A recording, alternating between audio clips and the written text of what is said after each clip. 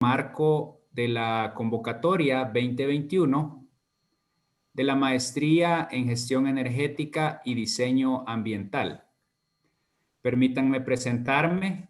Mi nombre es Adonai Molina y soy el director de dicho programa de maestría. Antes de dar inicio con el evento, quisiera comentar que en el chat se estará dando información concerniente a la convocatoria por si usted tiene interés en participar. Asimismo, les pedimos que por favor puedan mantener su micrófono apagado.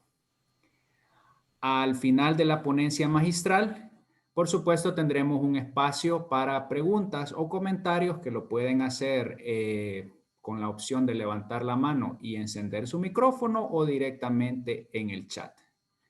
Bien, paso ahora a presentar a nuestro expositor.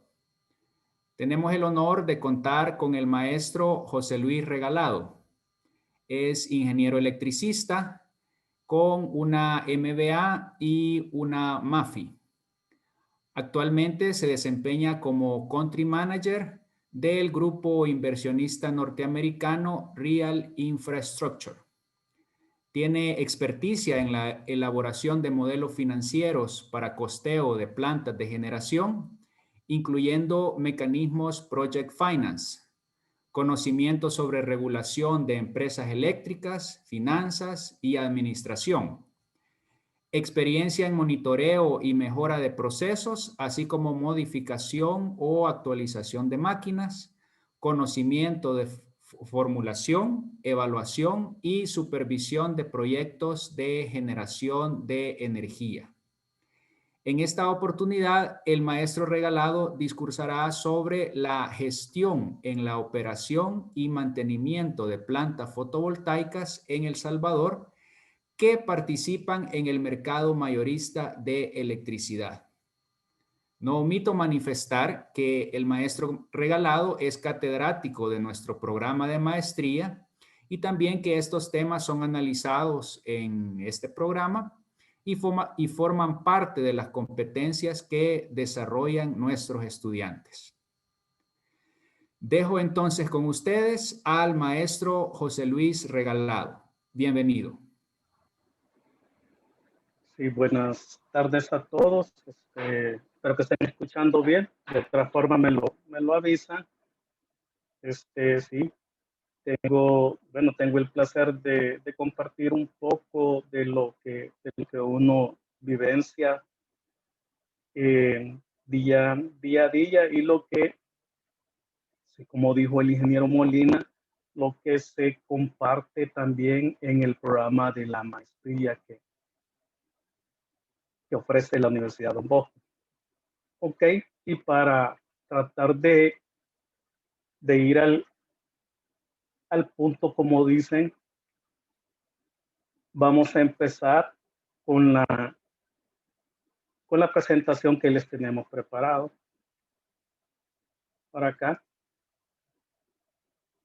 Es relativo al desempeño prácticamente de las plantas fotovoltaicas en el mercado mayorista de electricidad y específicamente el mercado mayorista de electricidad de El Salvador. ¿Qué temas veremos? Prácticamente, primero, a pesar de que algunos de ustedes ya conozcan esa temática, la vamos a ver para diferir qué es el sector eléctrico de El Salvador, es bien particular. Podemos ir a Guatemala y tenemos un sector eléctrico diferente. Nos vamos a Nicaragua y tenemos algo diferente. Entonces nos focalizaremos en el sector eléctrico de El Salvador. Luego, dentro del sector eléctrico de El Salvador, el mercado mayorista de electricidad, la participación de la tecnología solar fotovoltaica ya dentro del mercado mayorista de electricidad, y vamos bajando así para ver un poco de la gestión de operación de una planta típica solar fotovoltaica que participa en el mercado mayorista. Después de eso vamos a entrar un poco en conocimiento de los principales indicadores de gestión que son utilizados en las plantas solares fotovoltaicas. Los vamos a ver de forma genérica, ustedes los podrían adoptar si es que laboran en una planta, a su propia planta. Y finalmente vamos a ver quizás las principales actividades de mantenimiento preventivo. Prácticamente el mantenimiento correctivo, eso no lo vemos acá porque prácticamente sería parte de la gestión de la planta. Y bien, sin más, comenzamos. El sector eléctrico del país prácticamente está conformado por la generación en la parte llamémosle, del mercado mayorista, constituida principalmente por la generación base fuel, o sea, generación que quema combustible fósil, la generación geotérmica que aprovecha el vapor de la tierra, la generación hidroeléctrica y desde el 2017 la generación solar fotovoltaica.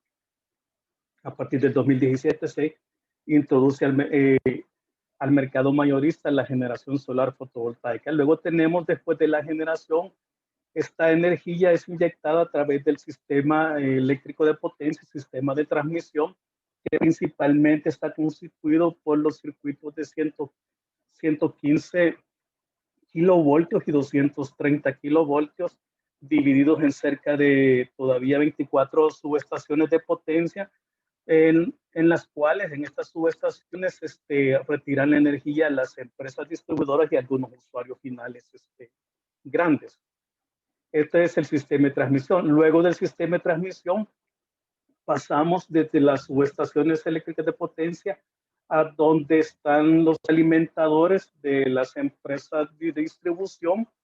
Estas empresas de distribución ya transportan la energía a un voltaje un poco menor que les permite llegar a los centros de consumo y a las de todo el sector, digamos, de todo el país.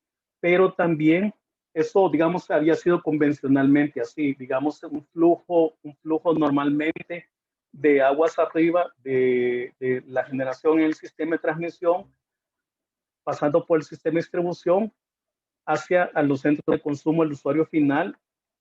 Ese, digamos, era el flujo convencional, pero actualmente tenemos generación dentro del sistema de distribución a nivel de, llamémosle, a nivel de media tensión en la red de distribución. Media tensión para referirnos a voltajes de 13.200, 23.000, 34.5 y 46.000, que son los principales voltajes de distribución. Entonces, hay generación ya conectada a la red de distribución. Hoy tenemos en un momento determinado que los flujos no necesariamente van a ser de transmisión a distribución, sino que pueden en un momento determinado invertirse estos flujos y subir de distribución hacia transmisión. Ok, ya con esta parte de distribución tenemos también dentro de la misma distribución la gestión de comercialización. Normalmente la gestión de comercialización para usuarios finales la efectúan las empresas distribuidoras que ustedes conocen, que son 8 prácticamente, y tenemos después el usuario final, que es el consumidor final. Hay usuario residencial, usuario comercial y usuario industrial también, pero también se tiene inmersa dentro de las redes de distribución. Ya para consumo también se tiene inmersa pequeñas unidades de generación. Pequeñas unidades de generación normalmente instaladas sobre los techos de casas, de edificios, de centros comerciales, de zonas francas, de fábricas, que inyectan principalmente para autoconsumo. Así es el mercado, el sector eléctrico en la actualidad. En algún momento determinado, inicialmente, incluso a nosotros nos enseñaron en la universidad que el flujo era unidireccional, pero actualmente el flujo se puede volver por ciertos momentos, en ciertos instantes, bidireccional. Luego de haber visto cómo está constituido el sector eléctrico, vamos a ver qué es en sí el mercado mayorista de electricidad para que tengamos bien identificado y bien caracterizado qué tipo de plantas pueden participar en el mercado mayorista de electricidad. Primero, vemos que el mercado mayorista de electricidad tiene un operador de sistema y que es el mismo administrador del mercado mayorista. Normalmente se le conoce como OS o M. Y en el país, quien funge quien desarrolla, perdón, esas actividades es la unidad de transacciones. La unidad de transacciones es el operador del sistema de transmisión y el administrador del mercado mayorista. Tiene dos funciones principalmente. Administrar el mercado, que llamémosle como una función comercial, y operar el sistema de transmisión, que es una función técnica. Al final, las dos condiciones se combinan para dar paso a toda la gestión que realiza la unidad de transacciones. Ok, ¿y qué es en sí el mercado mayorista de electricidad? Entonces, es un mercado oficial y legalmente establecido donde se hacen transacciones de energía de diferentes tipos. ¿Quiénes hacen las transacciones de energía? Los generadores inyectan, los comercializadores también hacen inyecciones a través de su gestión, y normalmente el distribuidor y los grandes usuarios son los que retiran, aunque a veces también los comercializadores retiran energía. Y son las transacciones que se dan de retiro e inyección de energía en el mercado mayorista de electricidad. ¿Qué es un PM? Un PM es el participante del mercado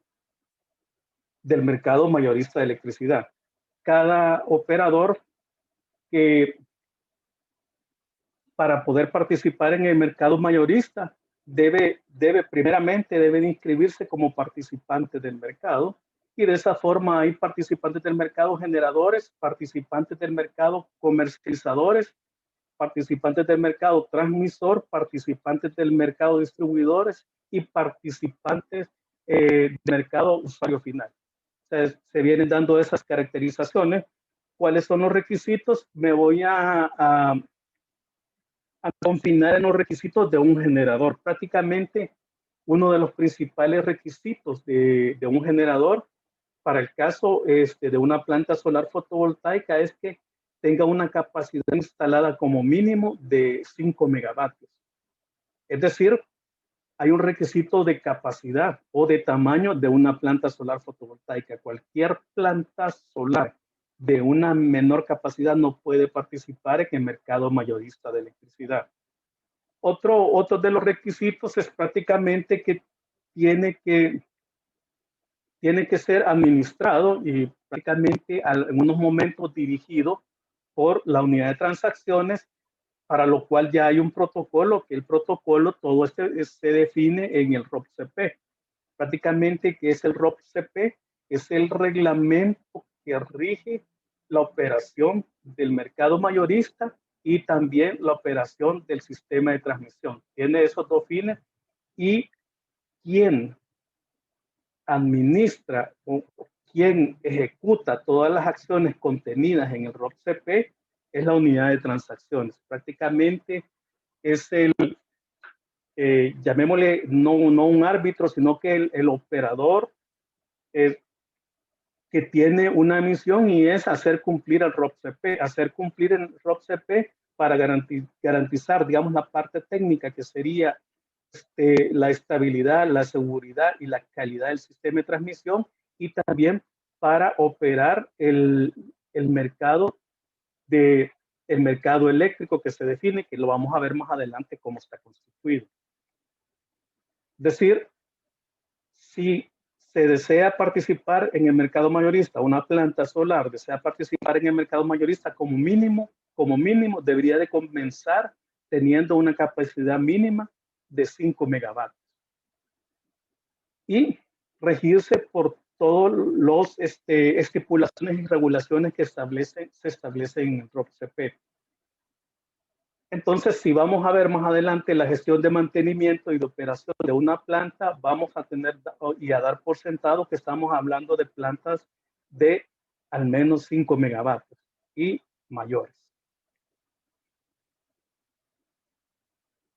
Hay dos mercados, prácticamente el mercado mayorista de electricidad en la Ley General de Electricidad está definido por dos mercados. El primero es el mercado de contratos. El mercado de contratos también es subdividido entre los contratos bilaterales y los contratos de libre concurrencia. ¿A qué se le llama contrato bilateral? Son a los contratos que son definidos por mutuo acuerdo entre un generador puede ser un consumidor, puede ser un distribuidor o puede ser un comercializador, o un comercializador que hace las funciones de generador con otro operador o otro participante de mercado que hace las funciones de retirar y tener esa comunicación bilateral de inyecciones y retiros. Entonces, los contratos bilaterales, comercialmente hablando, son los contratos consensuados entre dos partes directamente. Por decirles algo, puede ser un contrato entre una planta solar fotovoltaica y una distribuidora que se consensuó mutuamente y participe en mercado mayorista. Ese contrato bilateral tiene que ser reportado a la unidad de transacciones. Luego están los contratos de libre concurrencia. ¿Cuáles son esos contratos de libre concurrencia? Son los contratos que fueron adjudicados mediante procesos de libre concurrencia o lo que conocen ustedes por licitaciones. Todos los contratos que fueron adjudicados por licitaciones tienen unas reglas completamente diferentes y y específicamente para las plantas solares fotovoltaicas tienen unas condiciones muy particulares que los vuelven los contratos de procesos de libre concurrencia para las plantas solares fotovoltaicas prácticamente son físicos. Es decir, se factura lo que se inyecta. En cambio, hay otros contratos de otros procesos de libre concurrencia donde no están la tecnología solar fotovoltaica, son de diferente tipo y se les llama contratos financieros. Ese, digamos, en el calor del lenguaje comercial de estos contratos. Como una nota aclaratoria, todas las plantas solares fotovoltaicas que participan en el mercado mayorista de El Salvador tienen participación en el mercado mayorista viene definida por contratos adjudicados mediante procesos de libre concurrencia. Quizás es una condición que ha facilitado que se desarrollen este tipo de proyectos, porque son características, se establecen características bien particulares que permiten poder volverse bancables a este tipo de proyectos realmente. Este es el mercado de contratos compuesto por bilaterales y contratos de libre concurrencia, pero también está el mercado spot o mercado regulador del sistema. En la Ley General de Electricidad y en el ROPCP lo van a ver ustedes detallado como mercado regulador del sistema o MRS. ¿Y qué función tiene este mercado? El mercado spot es el mercado de oportunidades o es el mercado, el dinámico, llamémosle, que termina de complementar al mercado de contratos. ¿Y cómo lo complementa? El mercado de oportunidades, el mercado spot, un mercado regulador del sistema, es el que termina de complementar el despacho de generación para abastecer la demanda del país. Prácticamente por eso se le llama mercado regulador del sistema, porque al final es el mercado que regula técnicamente el equilibrio que tiene que haber entre generación y demanda. Y prácticamente también complementa el mercado de contratos. El mercado spot se rige por condiciones bien particulares y todas las condiciones que rigen este mercado también prácticamente esas condiciones se definen en ROPCP y quien digamos tenga interés o mayor curiosidad de conocer cómo funciona esto, bueno, el ROPCP tiene todo el detalle de cómo funciona el mercado regulador del sistema. Vámonos adentrando más en el tema y vemos que la capacidad instalada en el país para el año de 2020 prácticamente es de 2011 megavatios de capacidad instalada, entre los cuales podemos distinguir la capacidad instalada solar, que está hasta abajo en la última fila, que son 204 megavatios de capacidad instalada, y que eso equivale al 10.1% de la capacidad instalada de generación que participa en el mercado mayorista. Como vimos en la primera lámina, cómo está constituido el sector eléctrico, recuérdense que hay generación que participa, que está conectada en el sistema de transmisión, que participa en el mercado mayorista, y hay generación que está conectada en la red de distribución y que no participa en el mercado mayorista. Esa generación solar que está en distribución no está considerada aquí. Y obviamente nuestro tema está basado en la generación en estos 204 megavatios de capacidad instalada y que representan el 10.1%. Esto comenzó en el 2017 con la primera planta que entró en operaciones, de la planta Antares de 60 megavatios de capacidad nominal, y así sucesivamente a partir del 2017 empezaron a entrar operaciones las otras plantas que vemos aquí. En total son 7, pertenecen prácticamente a dos grupos. La primera planta se pertenecen al grupo francés Neoen, y las siguientes plantas pertenecen al grupo norteamericano Real Infrastructure. Antares, Albireo 1 y Albireo 2 pertenecen al grupo Neoen y en total son 160 megavatios.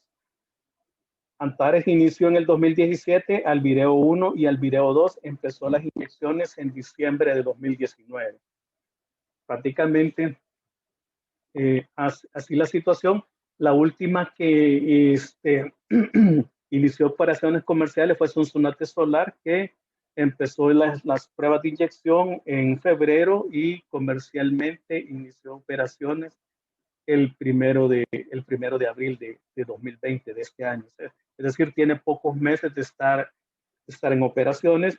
Y aparte de esto, hay 2 plantas solares más que están en proceso de construcción, y supongo que una de estas está en proceso de prueba, una de 9.9 megavatios que también proviene de un proceso de libre concurrencia, y otra planta independiente que la intención es participar en el mercado regulador del sistema. O sea, no va a participar en el mercado de contratos, sino que va a participar en el mercado regulador del sistema. Y así la situación en el 2020.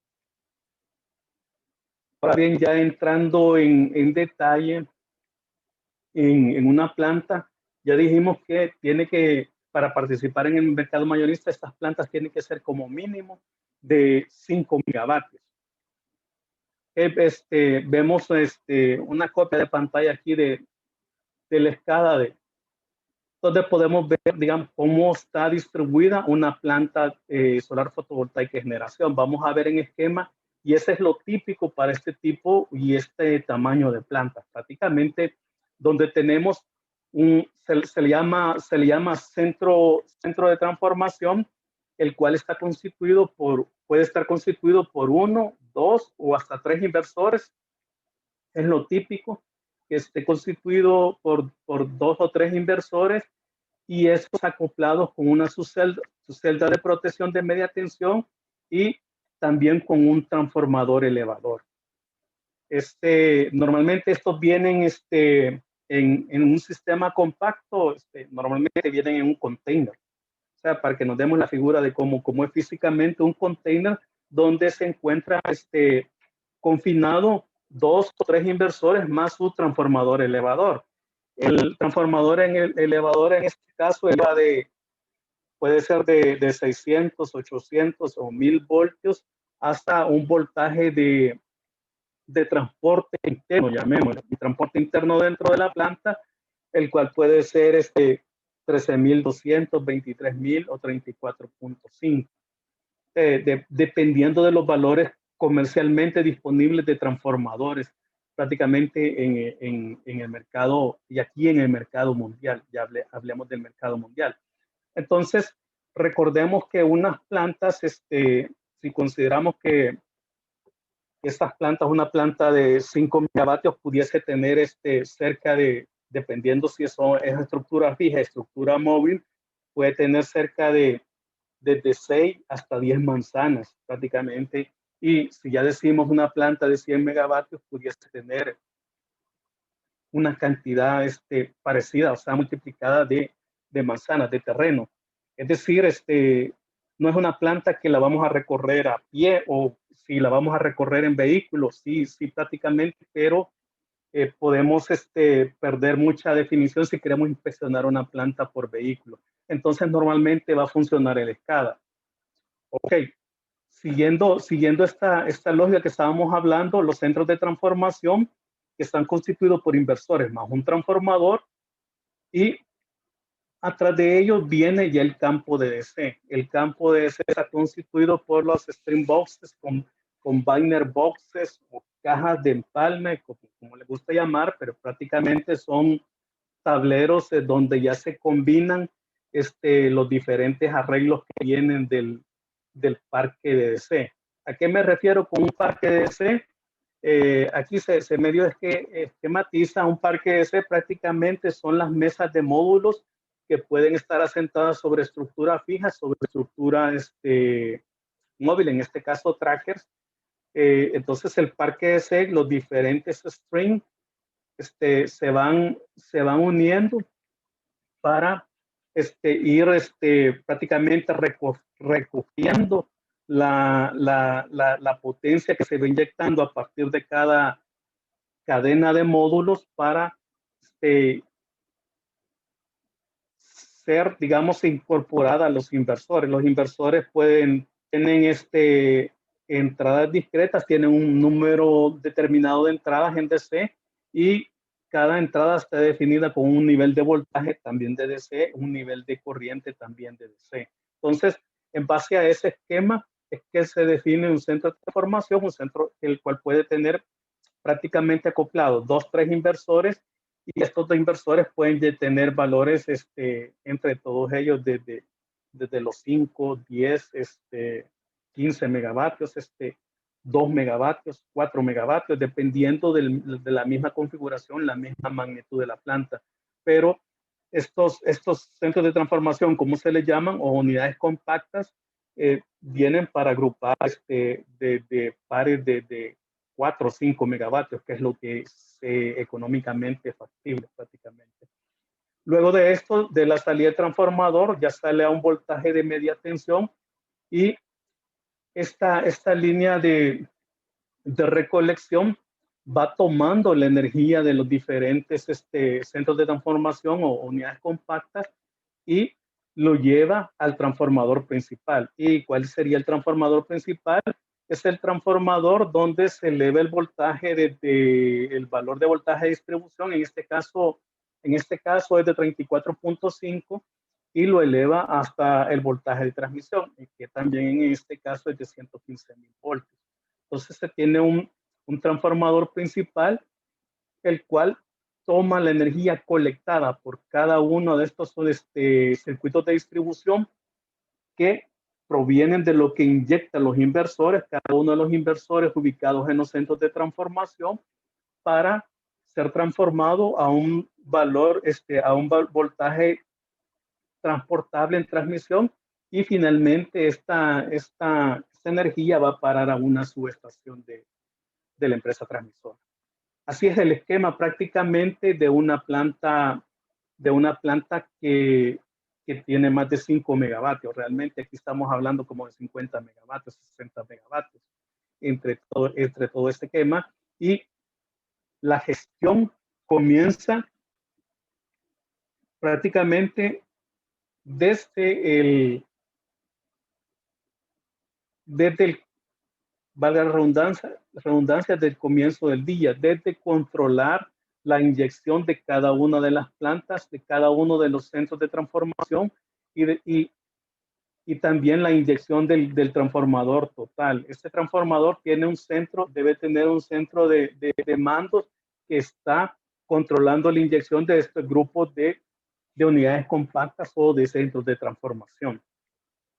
Entonces, la gestión está en no ir a caminarse la planta, sino que estar desde el centro de monitoreo, el centro de control, verificando las variables. Aquí aparecen al lado izquierdo como de tal forma que se pueden estar gestionando las variables diferentes que se están monitoreando. Aquí se pueden ir browseando para monitorear otras variables. Las principales son los niveles de voltaje, la frecuencia, la potencia que se está inyectando, la potencia reactiva cuando se está inyectando o se está consumiendo potencia reactiva y factor de potencia. Corrientes también es bien básico de manejar los niveles de corriente y no los niveles de voltaje. Vamos a ver porque son bien básicos manejar los niveles de corriente.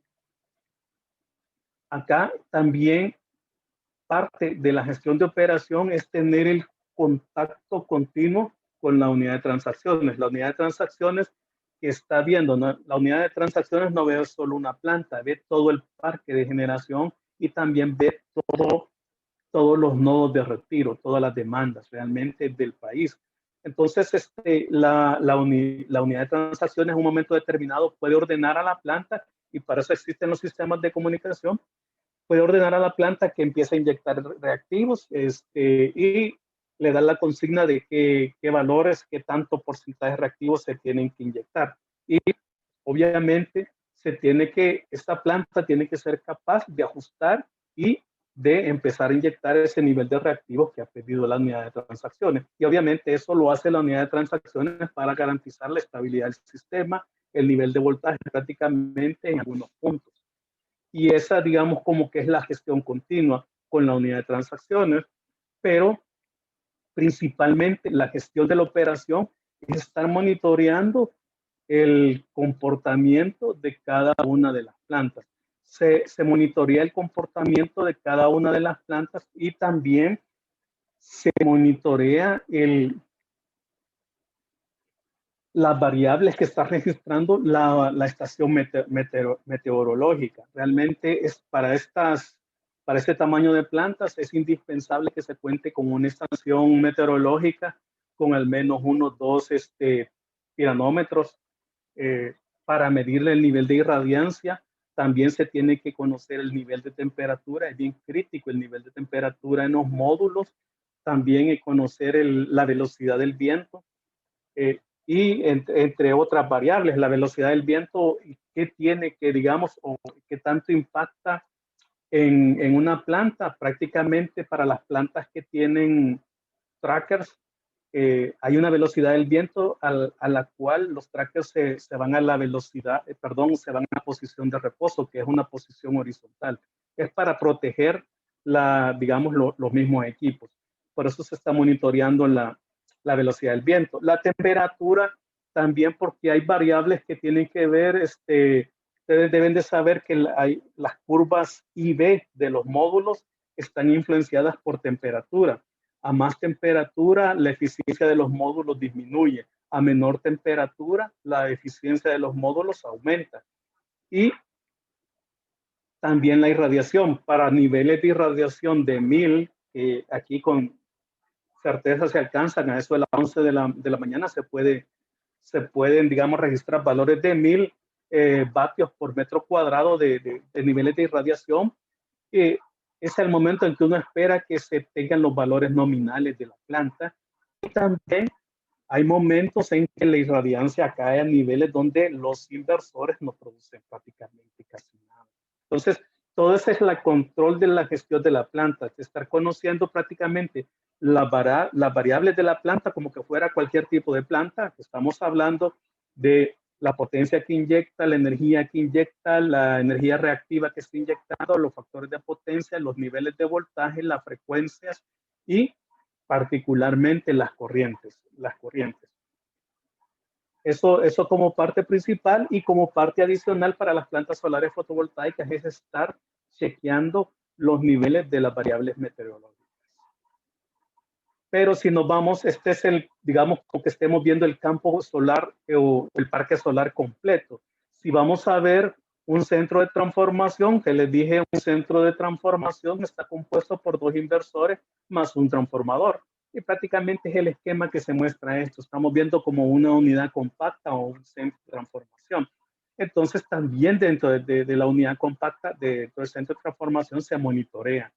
¿Y que se va a monitorear también? Si sabemos que está compuesto prácticamente por los enclavamientos donde se recibe la energía DC, que la toma el inversor y luego la convierte a AC, y para posteriormente pasar al transformador, al transformador elevador, y se vaya recogiendo para llegar finalmente al transformador principal.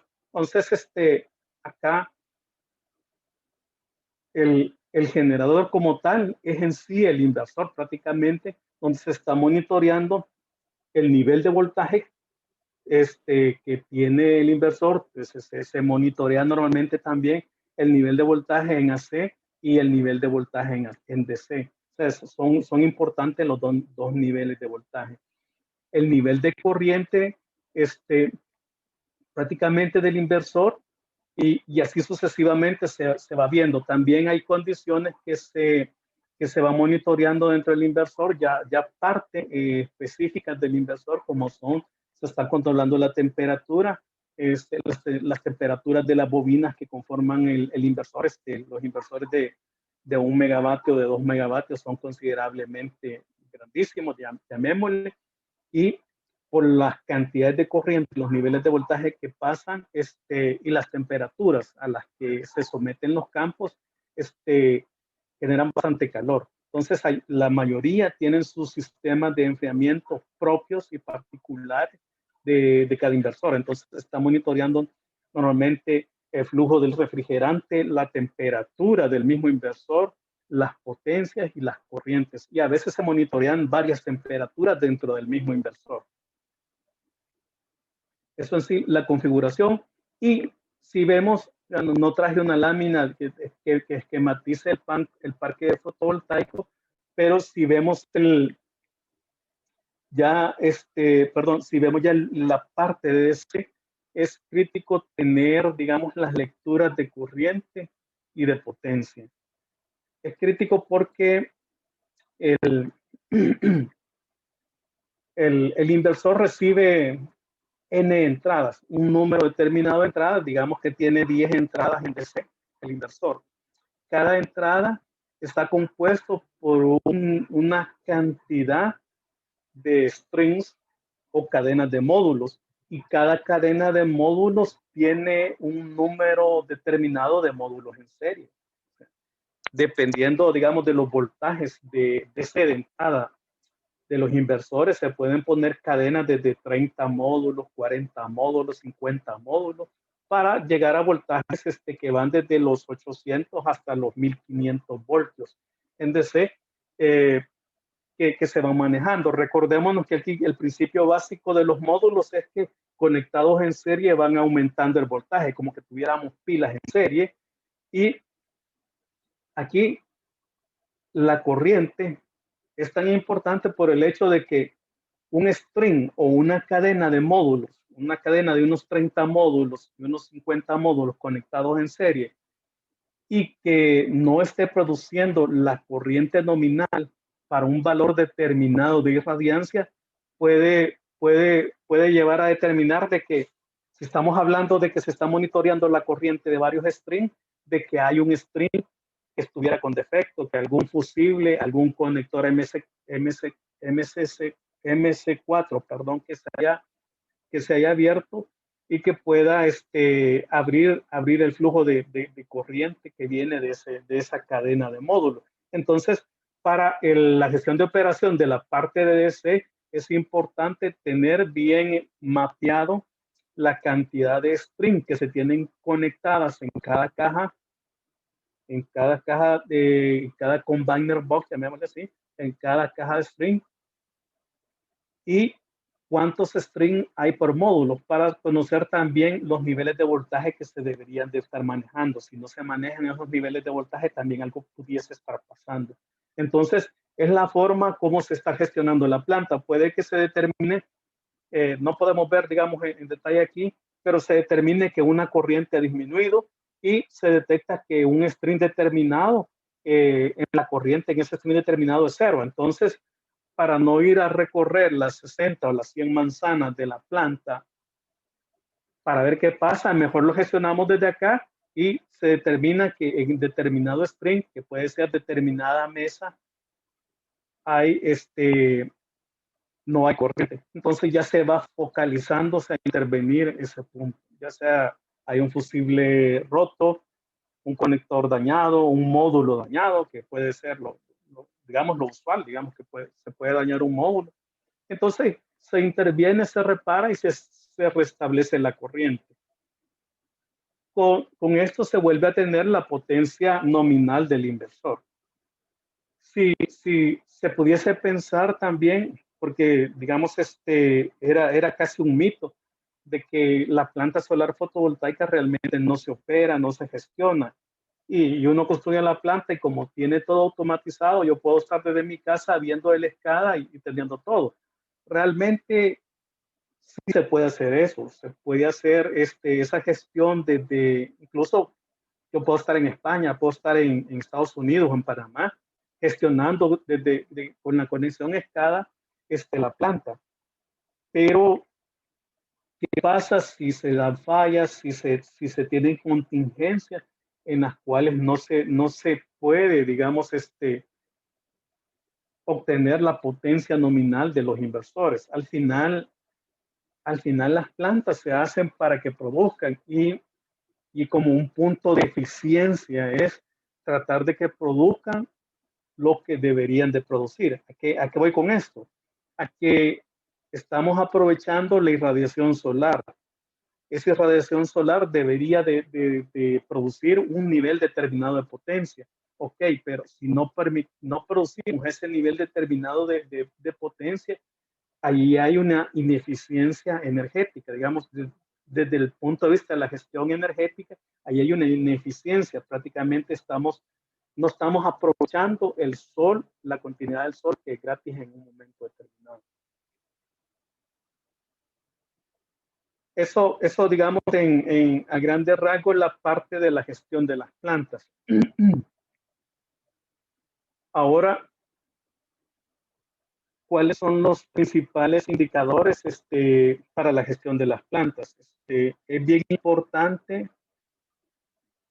tener mediciones, tener patrones de control, mediciones de referencia, análisis que permitan decir si tenemos un problema en la planta, no lo hemos detectado, o si algún inversor o algún módulo no esté produciendo, digamos, lo que nominalmente debería producir. Aquí se pueden dar un sinfín de razones.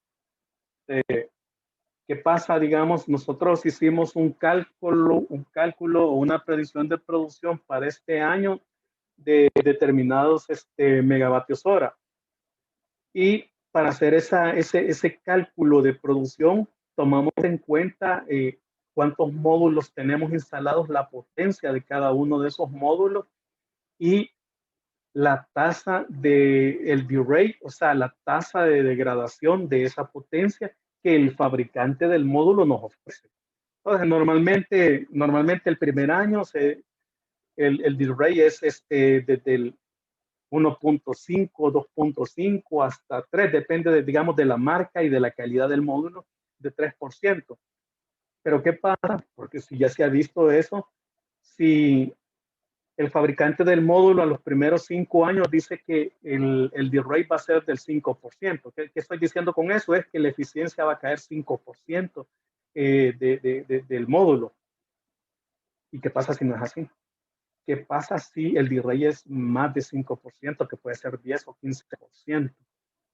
Entonces, estas cuestiones no no las podemos saber monitoreando día a día o viendo la gestión de cada una de las plantas. Podemos estar completamente perdidos para poder conocer este tipo de condiciones. Y qué tan crítico es que el módulo haya perdido la eficiencia, digamos, más allá de lo que el fabricante garantiza. Primero es que en el modelo financiero que permitió desarrollar el proyecto, uno había considerado un nivel de eficiencia y de repente es menor, posiblemente ese modelo nos esté fallando, o sea, no nos esté, no esté siendo cumplido. Y ahora viene lo interesante, digamos, los fabricantes de estos componentes, los fabricantes de módulos, los fabricantes de trackers, los fabricantes de inversores y los fabricantes de transformadores ofrecen garantías, garantizan su equipo. El inversor normalmente se garantiza por 5 años, eso es, digamos, lo que se ve nominalmente en el mercado, y un módulo se garantiza por 10, por 15 años, que es lo nominalmente. Entonces, si uno determina que un módulo tiene un D-rate mayor que el que garantiza el fabricante, uno puede reclamar esa garantía y pedir que le repongan esos módulos. Por ahí comienza la situación para volver la situación a la normalidad.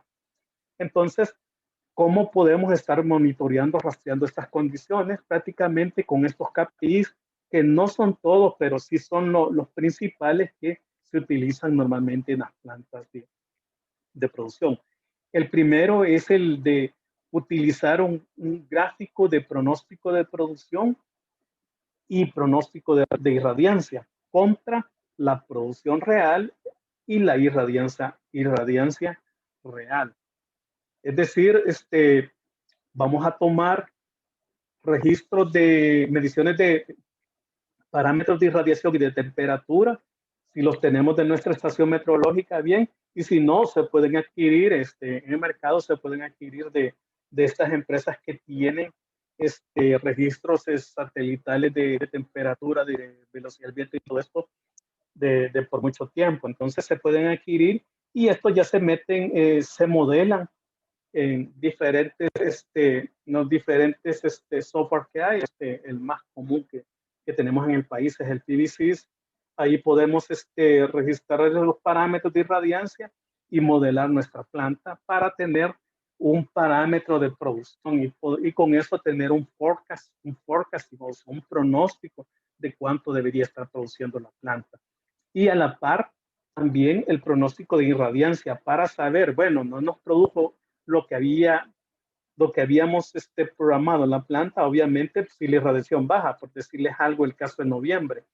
El caso de noviembre de este año fue algo que rompió todos los pronósticos. Prácticamente aquí es, digamos, una expresión del cambio global, donde normalmente en noviembre no llueve tanto, ni llueve como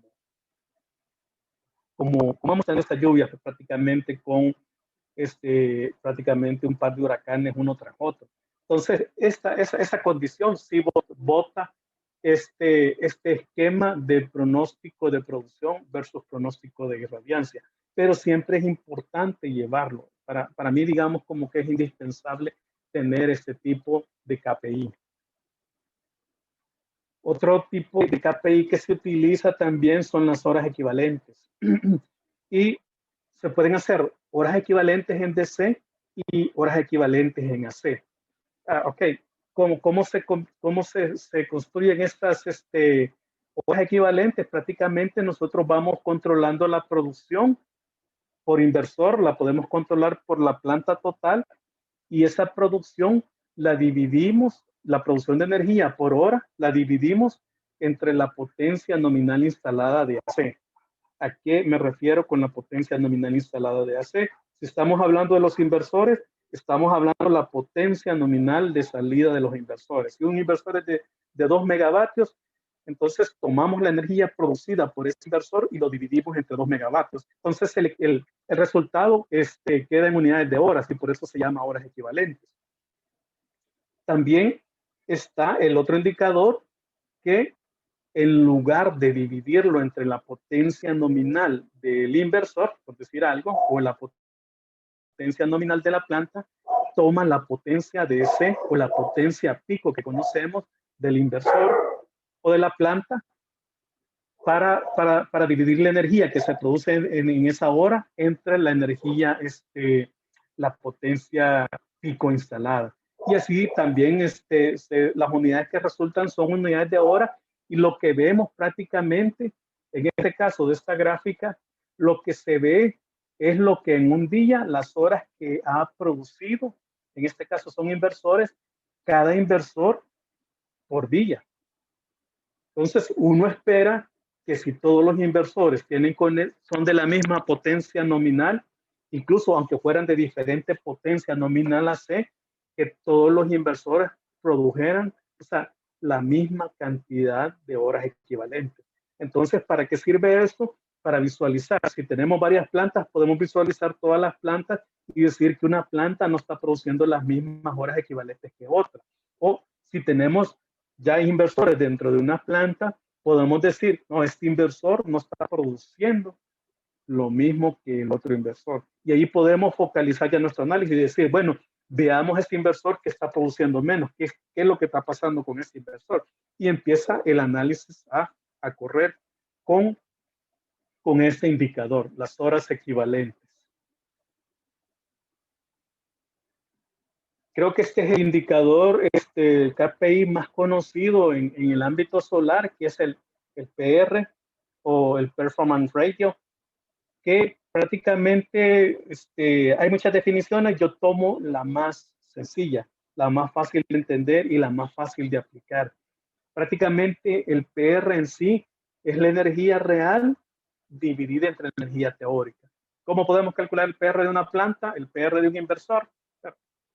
Focalicémonos en una planta. El PR de una planta va a ser la energía que produjo en una hora, la energía que inyectó en una hora, dividido entre la energía que teóricamente debería de producir, debería inyectar en una hora. ¿Cómo se define esa fórmula prácticamente? El PR se toma la energía actual, es decir, nuestro sistema SCADA debe estar configurado para que nos esté registrando la energía que se está inyectando.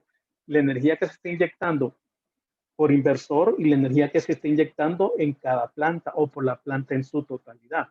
Entonces se toma la energía de una planta en una hora y se divide prácticamente esto entre la energía teórica. ¿Cómo se calcula la energía teórica? Prácticamente sería la potencia, la irradiación que se tiene en la planta o sobre el inversor. Entonces, si hablamos de la planta, sería la irradiancia que se ha medido en inversor. Y si se recuerdan, les dije que normalmente deberíamos de tener un par de piranómetros, por no decir unos 4 piranómetros, para estar tomando la irradiancia de todo el parque solar. Consideramos que las plantas por su tamaño, estamos hablando de 10, de 20, de 30, de 50, de 100, de 150 manzanas. Entonces, a veces una pequeña nube nos puede ocasionar destrozos en una parte y en el otro lado no nos puede afectar, y eso nos puede descontrolar nuestros indicadores. Entonces, por eso es importante tener varios piranómetros. Entonces, volviendo al tema, se toma la irradiancia leída por los piranómetros debidamente calibrados. Esta irradiancia se divide entre la irradiancia a condiciones estándar de prueba, que normalmente es 1 kilovatio por metro cuadrado, y prácticamente es aquí, en términos prácticos, es la irradiancia del punto, digamos, la irradiancia de la planta. Esta irradiancia se multiplica por la potencia DC, o sea, por la potencia pico de la planta, y luego la potencia pico de la planta se multiplica por la afectación o por el drift rate que tienen los módulos. Entonces hay que considerar cuántos años tienen de estar operando esos módulos. Si un módulo es nuevo, entonces el drift rate todavía no se le aplica. Si un módulo ya tiene más de un año, entonces ya se le aplica el primer porcentaje, que es el porcentaje mayor. Y si tiene más de 2 años, se van sumando los porcentajes de drift rate de cada año. Y también se considera, esta fórmula, si ven, es para para una planta, también se consideran las pérdidas de transformación. Entonces, las pérdidas de transformación porque normalmente un 1%, 1.1%, 1.2% que de energía que puede estar perdiéndose en el transformador. Prácticamente no perdiéndose, sino que consumiéndose en el transformador y convirtiéndose en calor. Entonces, ese es el PR en sí, el indicador PR de la planta. ¿Y qué significa eso? Prácticamente es el desempeño de la planta, es lo que está produciendo contra lo que debería de producir. ¿Qué valores de PR pueden decirse? Pueden, dependiendo del tipo de planta, pueden tenerse valores de 75, 77, 78, 80%, 70% valores de PR. ¿Y cómo se analiza este indicador? Realmente, a partir del diseño de la planta, el diseño de la planta siempre debe estar a mano. ¿Qué significa eso? Que debemos de tener bien cuantificado en la planta cuántos módulos tenemos instalados, cuánta potencia DC se tiene instalada, cuánta potencia AC se tiene instalada y cuántas pérdidas se han considerado en cada uno de los tramos, desde los módulos, los conductores de DC, las stream boxes que reúnen la potencia DC y los inversores, todo eso. Debe de considerarse en el diseño inicial, se han considerado todas esas pérdidas, las pérdidas por temperatura, por polvo, por sombreado y todo eso. Entonces, todo eso viene a dar de que normalmente ya modelado, PVC, por decir algo, se tiene un factor de rendimiento de la planta. La planta, considerando todas las pérdidas, no es capaz de producir la totalidad de potencia DC y económicamente también no debería ser así. Entonces, existe un ratio que se llama la relación AC-DC. ¿A qué me refiero con eso? Es a la relación que existe entre la potencia AC entre la potencia DC. Normalmente, la potencia DC es mucho mayor que la potencia AC. Hace unos 5, 10 años se diseñaban plantas con ratios de 1.2. Hoy se diseñan plantas con ratios de 1.4 prácticamente. Años anteriores a 1. Se diseñaban plantas con 1.3, un ratio 1.3. Aquí quiero ir con esto de explicar este ratio, es que el denominador del PR está afectado por la potencia de C. Ok, en un ratio de 1.2, de una planta que esté diseñada con un ratio de 1.2, significa que por cada megavatio de AC, en DC hay 1.2 megavatios.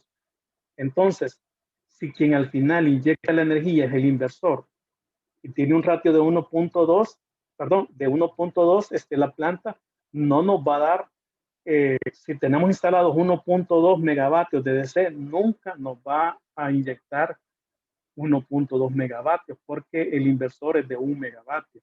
Entonces, esa condición de PR se establece desde el diseño de la planta, desde la construcción de la planta. Al inicio de la construcción de la planta se define y se vuelve a revisar el valor de PR. Es decir, diseñé mi planta y después de construida la planta se determinó que el valor de PR iba a ser 77%. Entonces, contra ese valor de PR voy a estar midiendo la gestión, digamos, nominal de operación. Es decir, si en un momento determinado el PR es menor, uno tiene que revisar si ha sido menor. Si estamos considerando la irradiancia, no puede ser menor porque hay menor irradiancia. Si estamos considerando la potencia de C, entonces sí, ¿qué pasará? Pasará que hay algunos de string que estén, digamos, sin producir, el inversor tiene algún problema, el tracker no está funcionando o que los módulos se ensuciaron más de lo normal, perdón. entonces, o que hay mucho polvo y se han ensuciado los módulos. Entonces, todas esas condiciones son las que se van siguiendo con el PR. Este PR tiene la versatilidad que se puede calcular por inversor, por planta o por grupo de plantas, y también que se puede calcular por día, por semana, por mes y por año.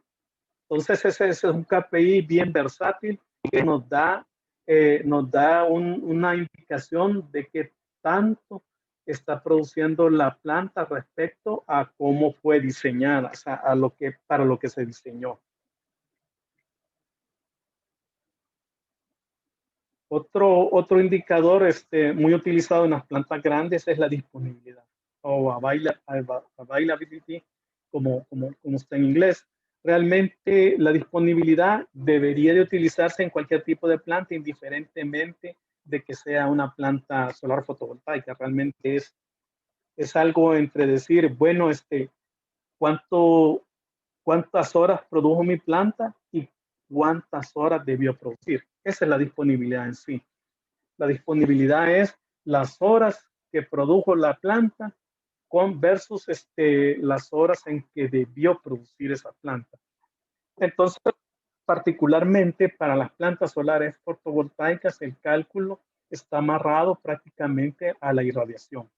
¿Y cómo se calcula esto? La fórmula es disponibilidad es igual a las horas de producción, en este caso mensual, según la fórmula, entre la irradiancia, las horas de irradiación mensual también. Aquí HP elevado a la M representa el número de horas de la planta que ha producido energía en un mes. Aquí no hay donde digamos, buscar o perderse, por decir algo. Y el HGPOA son las horas de irradiación mensual disponible. Y aquí hay fórmulas más complejas de la disponibilidad, pero aquí solo lo he anotado, que se descuentan de esa disponibilidad las condiciones de fuerza mayor que no permitieron que la planta produjera en una hora determinada, que el sistema de transmisión esté indisponible y por eso también la planta no puede producir energía. Acordémonos que estamos hablando de plantas grandes y conectados al sistema de transmisión.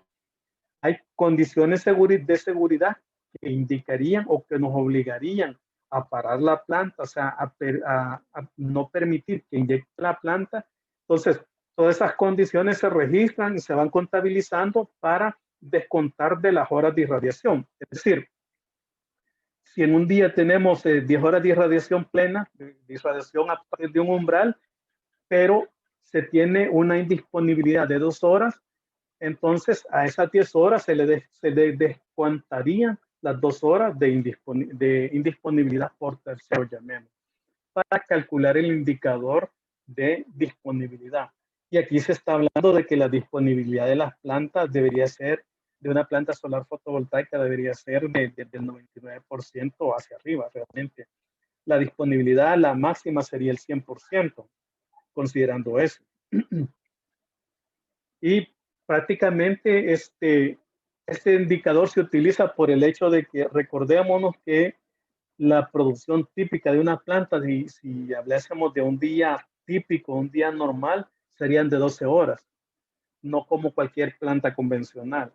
Entonces, si solo se tiene oportunidad de 12 horas que el sol puede, digamos, estar disponible, entonces es en términos ineficientes que teniendo sol no se produzca energía. Entonces, este es indicador el que se utiliza para determinar esa variable, cuánto tiempo estuvo disponible en la planta.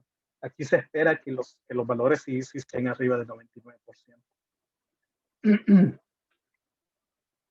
Bueno, esos eran los principales indicadores. Hay otros más indicadores, pero realmente con esta batería de indicadores uno puede tener control completo de la planta, control completo de las pequeñeces de la planta que al final van impactando la eficiencia en sí de las plantas, y considerando que no se producen 24 horas, sino que a lo sumo se podían producir hasta 12 horas. Finalmente, para cerrar, vemos el mantenimiento preventivo realmente y contra cualquier cualquier corriente, las plantas solares fotovoltaicas tienen mantenimiento preventivo, es bastante intenso realmente, o debe de ser intenso si queremos que las plantas produzcan la potencia y la energía para las cuales fueron diseñados. Entonces, lo recomendable es que el mantenimiento preventivo lo realice quien es experto en dar mantenimientos preventivos. En este caso dependen de las marcas de los inversores, dependiendo de las marcas de los inversores, del fabricante. El mismo fabricante capacita y autoriza a técnicos para que puedan intervenir algún inversor, para que pueda hacer el cambio en alguna pieza en un inversor. Más cuando estos inversores están sujetos de garantía. Entonces, esas condiciones se dan y se deben de mantener. ¿Y cuál es la base que se utiliza para el mantenimiento preventivo? Es una base que parte de lo mayor, digamos, parte de lo bianual, pasa a lo anual, lo mensual y lo semanal, que es lo rutinario. Lo semanal prácticamente es la gestión nominal. Entre todas estas condiciones que se dan, primero, aunque parezca, digamos,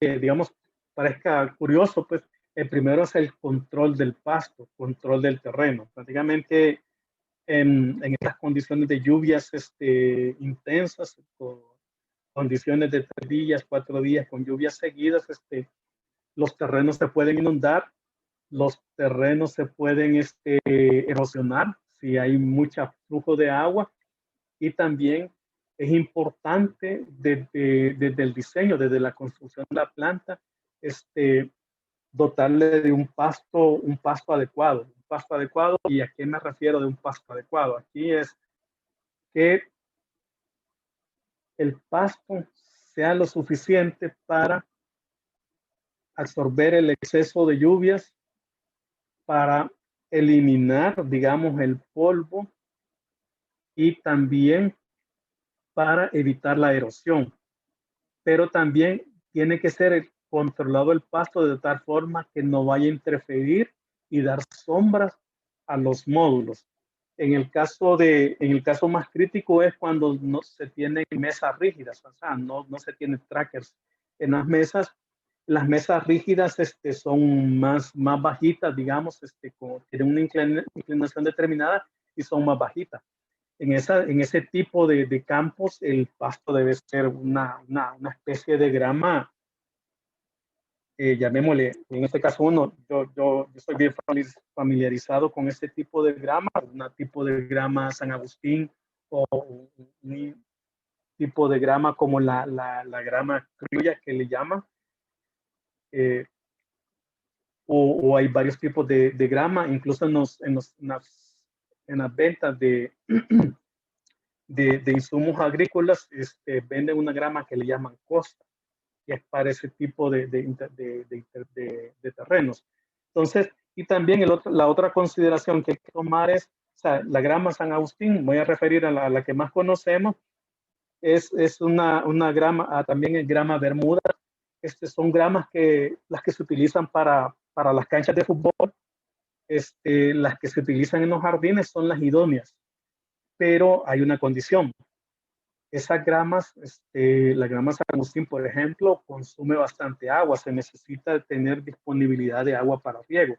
Ok, si no se tiene disponibilidad de agua para riego, no se quiere invertir en eso, entonces se buscan otras opciones de grama. La grama Bermuda es tolerable a las sequías, es decir, tolera la época seca y crece en magnitudes similar a la grama San Agustín, es decir, crece en magnitudes similar a la grama de un estadio.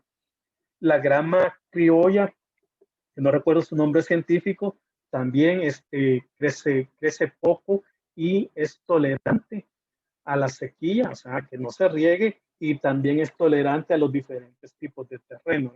En el país tenemos diferentes tipos de terrenos, de tierra negra, tierra arcillosa, tierra con piedras y todo eso. Entonces, dependiendo del tipo de grama, así es el mantenimiento que se da. Ok, si llega a crecer otro tipo de grama, entonces la intervención de mantenimiento no es solo de planificar que se van a hacer dos 2 cortes de grama por año, porque es bien difícil decir eso y mantenerlo, porque si tenemos otro tipo de grama, van a crecer más de lo adecuado y causan ya daños a los módulos, es decir, ya los sombrean los módulos y ya se necesita intervenir. Entonces, ese es un costo adicional que se tiene el recorte del pasto. Entonces, ese cuidado, digamos, primer parte del mantenimiento preventivo es cuidar el pasto. Otra parte, digamos, de donde se configura el mantenimiento preventivo es en los módulos, en los string boxes. En los módulos principalmente es la limpieza de los módulos. Hay equipos incluso específicos para lavado de módulos. Y aquí, digamos, se trata de utilizar solamente un lavado con agua, o sea, no volver algo contaminante esos procesos. Tiene que ser lo más limpio posible. Entonces, es común encontrar módulos sucios o cubiertos por excremento de aves. Eso es común. Considero que los planos están en las zonas rurales, prácticamente los parques, y que son extensiones de terrenos grandes. Entonces, los principales mantenimientos en los módulos es la limpieza del polvo, la limpieza de partes y la revisión. A veces revisiones porque ramas, piedras o animales que caen sobre los módulos pueden quebrarlos. En algún momento pueden quebrar y solo quiebran el vidrio y el módulo sigue operativo, dando su voltaje nominal y la corriente para la cual, digamos, la que garantiza el fabricante, y en otras ocasiones daña alguna celda y sí, prácticamente hay que cambiarlo. En los realmente el cable de DC de revisarlo, porque recordémonos que son parques solares fotovoltaicos sobre terrenos, y sobre terrenos rurales normalmente tenemos animales. Tenemos aves y tenemos roedores, tenemos serpientes. Entonces, en algún momento, digamos, es común que los roedores coman el forro del cable. Entonces, lo pueden dañar. Estos cables están diseñados para 1500 voltios, entonces pueden dañar el forro, y una fuga de este tipo puede ocasionar daños en el inversor y pérdidas. En los string boxes algo similar. Aquí vamos con el reapriete, con la limpieza, con las termografías. Y todo esto es lo que se va haciendo. En los trackers, cuando son estructuras móviles, el mantenimiento en sí de las estructuras, revisando que se mantenga la linealidad, porque se someten a bastante tensión, a bastante, llamémosle, esfuerzo de rotación, esfuerzo rotacional. Entonces, a veces las estructuras mecánicas deben de estar bien alineadas, pernos bien apretados al torque requerido por el fabricante. También la fijación mecánica, aquí estamos hablando de las cincas, de las estructuras, de las mesas que deben de estar debidamente verticales o a plomo, como dicen los albañiles, y fijas en su base, de tal forma de que no vayan a distorsionar la fuerza de rotación que se ejerce en los trackers y que vaya a ocasionar un daño. Y otro punto importante es las cajas de transmisión. Las cajas de transmisión, que son las que transmiten de los motores eléctricos a las cajas reductoras, prácticamente el movimiento rotacional que es el que tiene el tracker. Esto se tiene que ver con la fuga del fluido de lubricante, el control del lubricante prácticamente en las cajas de transmisión. En los centros de transformación, también los inversores, las celdas y el transformador. Aquí quizás es bien llamativo que, a pesar de que no hay máquinas rotativas, aparte de los trackers, aquí no hay rotación, no hay movimiento, pero sí hay vibración. Entonces, es común que se aflojen pernos, se aflojen algunos apretes, algunos puntos, y eso es parte del mantenimiento preventivo que se debe de dar en los centros de transformación, aparte de las termografías, de la revisión de las celdas de media tensión y la misma parte para el transformador, termografías para revisar su condición. Las comunicaciones también, hay una parte de mantenimiento preventivo para las comunicaciones. Aquí veamos que el SCADA está monitoreando lecturas de todas las variables, desde la parte de DC hasta el transformador, elevador de potencia, el transformador principal. Entonces las comunicaciones son indispensables para estar monitoreando. Entonces está monitoreando las comunicaciones también de los trackers, porque los trackers tienen su software que le va diciendo los pasos de posicionamiento que van siguiendo. También es necesario el mantenimiento preventivo en la estación meteorológica. ¿Cuál es, digamos, el principal mantenimiento? Es la limpieza de los piranómetros, la revisión de las termocuplas que estén registrando la temperatura del punto de los módulos que se están midiendo, los controles que también reaprete, revisión de partes calientes y la electrónica en sí. Luego, no menos importante, y aquí es donde se factura la energía, es en la medición. El principal mantenimiento es la sincronía. ¿Y a qué me refiero con la sincronía? La sincronía del tiempo. Y luego los mantenimientos que lleva cualquier equipo electrónico, que reaprete y revisión de puntos calientes. Lo del SCADA también lleva su mantenimiento, las cajas de control, la electrónica del SCADA, el UPS, todo este sistema se tiene que estar revisando. Luego la subestación elevadora y el centro de control. Como cualquier planta de generación, la subestación elevadora necesita un mantenimiento. La intervención es más larga, pero el mantenimiento es bien importante. Y como último ítem acá es el mantenimiento del sistema de circuito cerrado de televisión, de las cámaras que se tienen de vigilancia. Normalmente, y es casi un estándar de construcción, que se construya una planta con un circuito cerrado de cámaras de vigilancia, prácticamente para controlar todo el perímetro de la planta. Y eso digamos, ayuda. Entonces es necesario mantenerlo en buenas condiciones. Y digamos, aparte de eso, también hay otros mantenimientos de si la planta tiene pararrayos, está revisando las bajadas de tierra y toda esa parte. Y incluso se controla hasta la pintura de las casetas de control, de las fincas y las estructuras. En sí todo parte de un programa, y ese programa es el que se va tratando de cumplirlo día por día. Y bien, esto era lo que yo tenía por compartir con ustedes. Pues prácticamente hasta aquí llegaría la presentación y pasaríamos al espacio de preguntas, si es que tienen preguntas. Muy bien, muchas gracias, maestro, por excelente charla. Tenemos en efecto una serie de preguntas. Por honor a, digamos, a ordenar, ¿verdad? Y hacerlo un poco interactivo. Hola.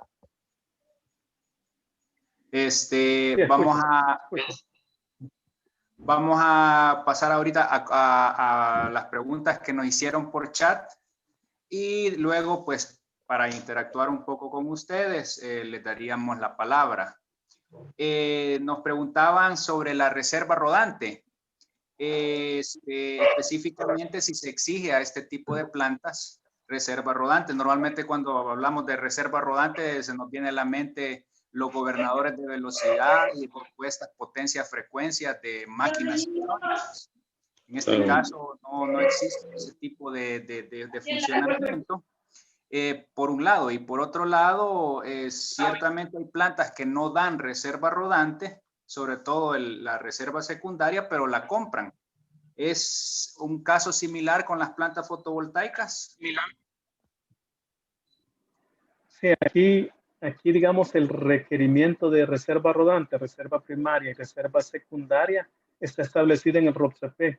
Es un requisito que deben de cumplir todas las plantas independientemente de su tecnología.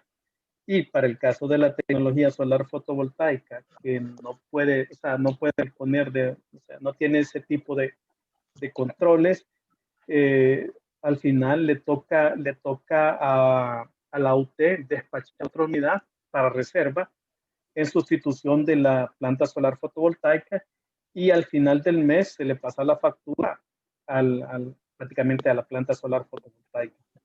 Es decir, la reserva rodante no se aporta físicamente.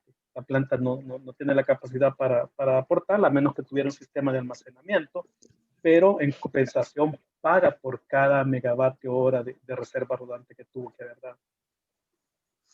Muy bien. La siguiente pregunta, nos hablaban para una planta de 5 megavatios, con los costos actuales, si podría dar un estimado de en cuánto tiempo se podría recuperar la inversión. Asimismo, los costos de mantenimiento y de OIM por kilovatio instalado. Realmente son datos que son muy variables como para ponerles un valor realmente. Yo les puedo poner un ejemplo, una planta de 5 megavatios, dependiendo, puede ser tan cara como barata, pero ¿de qué va a depender su costo de la inversión?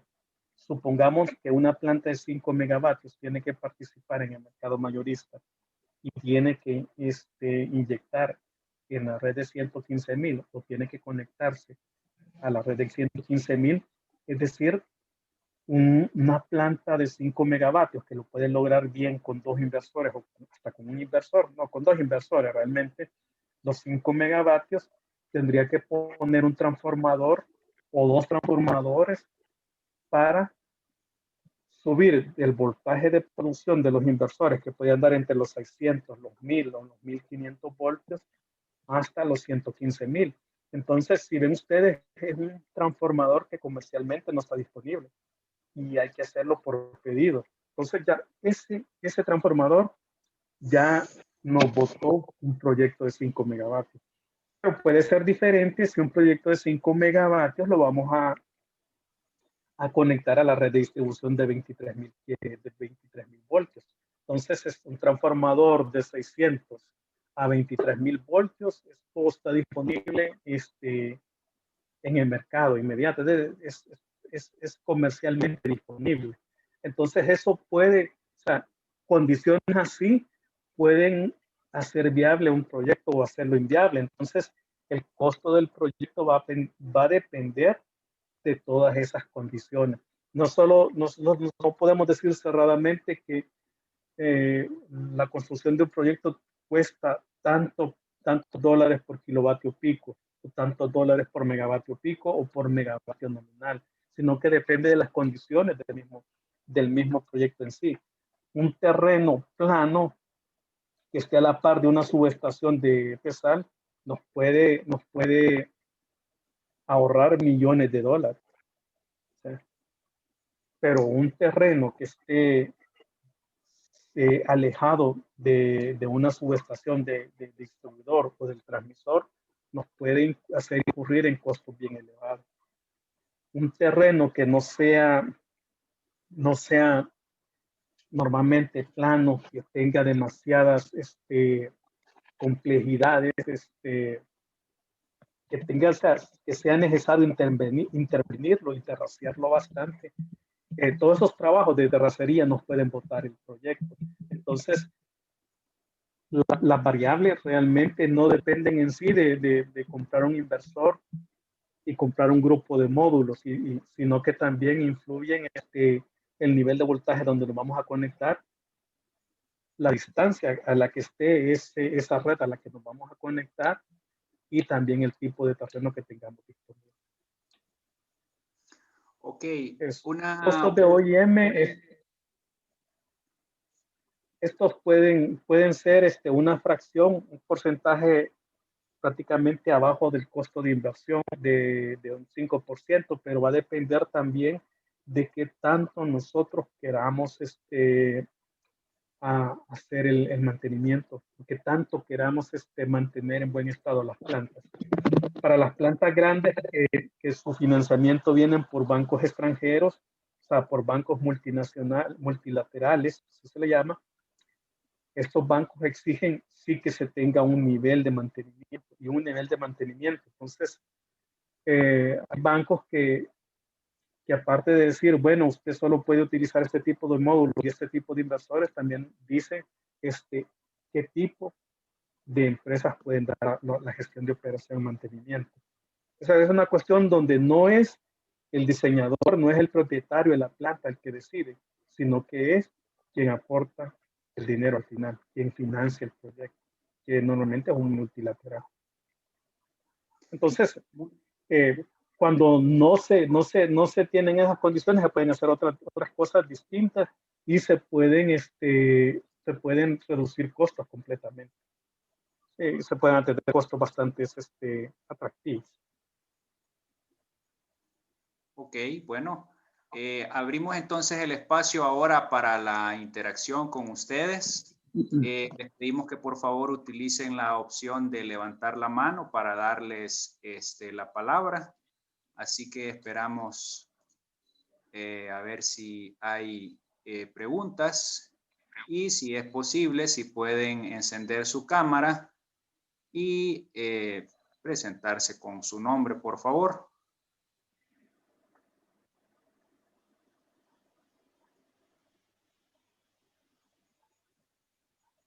Vamos a ver. Bien. Teníamos otras preguntas también, maestro, en el chat. Eran cuestiones bastante técnicas. Nos consultaban si existía un estándar de operación IEEE. Por ejemplo, nos decían que para las plantas térmicas, la 762, no sé si para las plantas solares existen. Si usted podía recomendar un tipo de conexión de los transformadores, ¿verdad? En alta delta y en baja estrella nos mencionaban si esa configuración le parecía adecuada. Y otra pregunta, ¿qué elementos usted recomendaría para optimizar la inversión de las plantas fotovoltaicas? Bien, quizás voy a ver si me recuerdo todas las preguntas. La primera, con el estándar, si se utiliza, que normalmente digamos, los fabricantes europeos, constructores europeos y empresas de OEM europeas, que aquí ya tenemos varias en el país, sí utilizan estándar, no son estándar de IEEE, son estándares prácticamente se rigen por las normas europeas o las normas internacionales, que las utilizan entre eso, y ya con eso, digamos,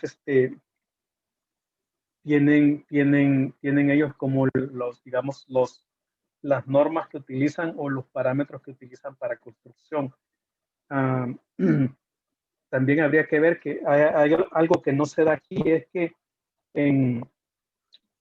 en Europa, en Europa se reciben las plantas, digamos, se califican las plantas previo que inicien operaciones. Entonces, estas plantas se someten a un examen. Hay un examinador, un ente examinador, que determina si la planta puede entrar o no en operación, si cumple, digamos, con las características de construcción según el estándar que se tiene. Entonces, es un sistema que se va utilizando, incluso hay técnicos que se capacitan en prácticamente hacer esas calificaciones de plantas. El IEEE solo hay estándar para plantas, pero para la interconexión de plantas. Es un estándar, el número no recuerdo, pero es el estándar que se utiliza para la interconexión de plantas. Respecto digamos, al tipo de conexión de transformadores, prácticamente en la conexión de transformadores no debe de tenerse todo cerrado, sino que todo viene dado por las mismas condiciones de tanto del proyecto como del sistema o con la red que se va a interconectar. Dependiendo del nivel de voltaje, uno también puede tener o saber qué condiciones de de calidad, qué condiciones de voltaje, qué condiciones de monitorear, digamos. Y también, dependiendo del antecedente histórico de la red, también puede también definirse si conviene aterrizar el primario, digamos, o sea, hacer una estrella en el primario aterrizado. Sabemos que en un circuito, si se va a conectar a un circuito en el cual hay continuas fallas, prácticamente un devanado en estrella aterrizado estaría absorbiendo todas las fallas del circuito, prácticamente. Entonces, pero esas condiciones no están rígidas, sino que hay que evaluarlas desde la óptica de la conexión así de transformadores. No es específico para plantas solares fotovoltaicas. Aquí nos metemos al mundo de las subestaciones, prácticamente. Y no me acuerdo la otra pregunta. Sí, ¿qué elemento sugiere usted importante para optimizar la inversión? Y otra relacionada, ¿cuál es el factor de planta en realidad que se puede considerar para diseñar una planta fotovoltaica? El factor de planta prácticamente uno lo va a determinar. ¿Cómo lo va a determinar? Si quiere uno un factor de planta que esté condicionado a los niveles de radiación del país, uno lo puede hacer y deja la estructura fija, una estructura de módulos fijos, y puede manejar eso. Luego puede aumentar hasta 5 o 10% más el factor de planta si se instala un seguidor unidireccional. Entonces, digamos, uno puede ver la opción. Entonces, de mejorarlo 10% o quedarse con ese valor nominal. Luego, también hay otra forma de mejorar el factor de planta. ¿Cuál sería la otra forma? Sería aumentando el ratio de CAC. Es decir, entre mayor potencia DC se instale sobre respecto a la potencia AC, estaríamos garantizando que la curva de inyección, que normalmente como es una curva gaussiana, así la vemos todo, se puede llegar hasta hacer un rectángulo. Esto es teóricamente. Pero digamos como el final es tratar de buscarla que se vuelva más vertical esa curva, tanto la curva de subida como la curva de bajada. Eso se logra con un ratio de DC para C elevado, con un ratio de 1.35 hacia arriba se pueden tener esas condiciones. Entonces, esas, digamos, como serían las condiciones para mejorar esa parte. Entonces, uno puede definir cómo o qué tanto quiere producir, qué tanto factor de planta puede tener, y ese factor de planta va a estar condicionado a los requisitos o requerimientos o limitantes que se tengan para invertir un determinado monto en una planta determinada. Y el otro detalle también es qué condiciones pudiesen determinarse una planta, o sea, qué es lo que quisiera uno en una planta para que fuera idónea. O sea, es tener un terreno plano, completamente plano, y que ese terreno ya tuviese un grama, digamos, por decir algo, que tuviese la grama de un estadio, que estuviese enfrente de una subestación de potencia, y para prácticamente solo cruzarse la calle con 30 metros de red a 115,000, red a 46,000. Entonces, esas serían como las condicionantes que uno quisiera, que no estuviera cerca ni de cerros ni de ríos. Son las condicionantes, y aparte de eso, que el terreno fuese barato. ¿Sabes? Porque uno puede encontrar un terreno plano, pero con el costo que puede ser 2 o 3 veces lo que cuesta un terreno que esté más distorsionado, pero esas evaluaciones son las que tiene que hacer uno ya para al momento de definir si, bueno, si se va a embarcar en este tipo de proyectos. Muy bien, ya para finalizar, don JR Colorado tiene encendida su cámara. No sé si quería hacer algún comentario o pregunta.